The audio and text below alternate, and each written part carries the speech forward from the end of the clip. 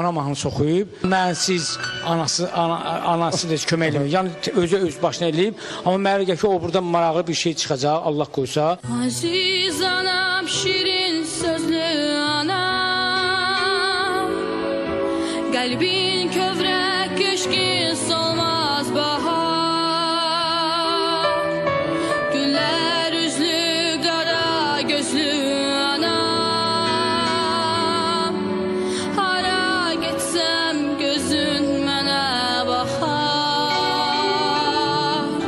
günlər üzlü, qara gözlü anam, hara getsəm gözün mənə baxar, ana qəlbin layla olar gəzər, doğma səsin ömrü günü bəzər, ana qəlbin layla olar gəzər,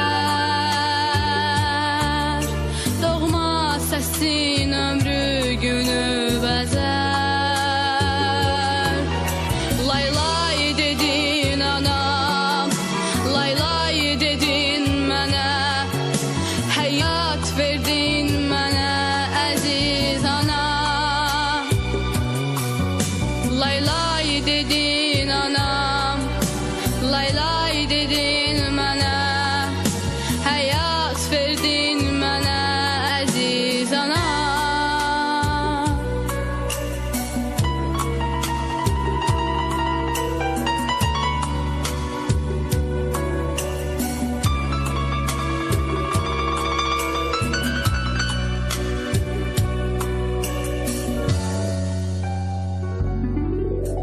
Ana səsin aydın səhər olar, ana qəlbin keşik çəkər bizə,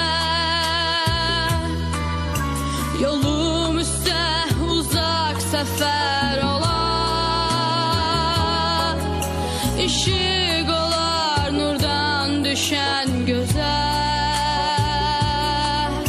mənim görən gözüm sən ana, ömrüm günüm özüm sən anam. Lay lay dedin anam, lay lay dedin mənə, həyat verdin mənə əziz anam. Laylan eller aşar, laylan eller aşar, güneş kimi yana yana anam.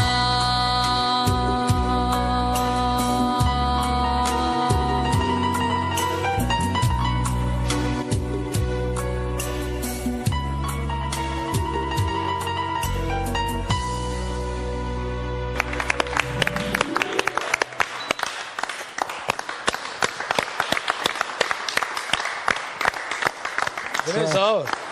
Demək, Bu belə sənətkarı valla kövrətmək hər adamın işi deyil ha. Demək- Yalnız